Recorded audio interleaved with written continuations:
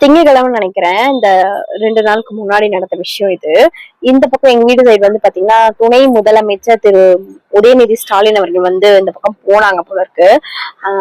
நான் பாக்கல, போகும்போது பாக்கல, நான் வெளியே போயிட்டேன். ஆனா போகிறதுக்கு முன்னாடி நான் பார்த்தது என்னன்னா, ரோடு எல்லாம் அவ்வளோ கிளீனா இருந்துச்சு, ரொம்ப நீட்டா இருந்துச்சு, சூப்பரா இருந்தது பாக்குறதுக்கே. வந்து என்னடா இது, நம்ம இங்கேதான் இருக்கோம், டெய்லியும் பாக்குறோம்ல எப்படி இருக்குன்னு சொல்லிட்டு. அதே சமயம் டெய்லி அந்த கவர்மெண்ட் ஒர்க்கர்ஸ் எல்லாம் வராங்க, லேபர்ஸ் எல்லாம் வந்து வேலை எல்லாம் செய்யறாங்க. வீட்டு அந்த கிளீன் பண்றது, சுத்தம் பண்றது, ரோட்டை சுத்தம் பண்றது, குப்பை அள்ளுறது எல்லாமே பண்றாங்க. ஆனா இந்த அளவுக்கு நீட்டா இருந்ததான்னு கேட்டா கண்டிப்பா கிடையாது. சோ ஆனா துணை முதலமைச்சர் இந்த பக்கம் வராங்க.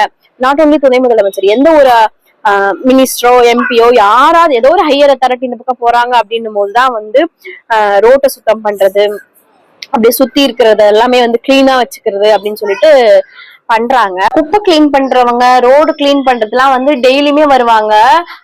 இல்லைன்னா ஒரு நாள் விட்டு ஒரு நாள் வருவாங்க. சில இடத்துல வந்து 2 நாளுக்கு ஒரு நாள் வருவாங்க. அந்த மாதிரி எல்லாம் இருக்கும்.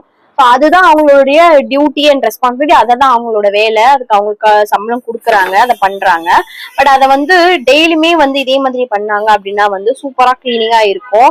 ஏதாவது ஒரு ஹையர் அத்தாரிட்டிஸ் இந்த ரோட் சைட் பாஸ் பண்ணும்போது மட்டும்தான் வந்து அவங்க வந்து ஒர்க்ல சின்சியர் காட்டுறாங்களோ என்னமோ. எங்க வீட்டு சைடு மட்டும் தான் இப்படிதானா, இல்ல உங்க ஊர்லயும் அப்படிதானா, இல்ல ஊரு ஃபுல்லா இதுதான் நடக்குதா அப்படிங்கறத கமெண்ட்ல சொல்லுங்க.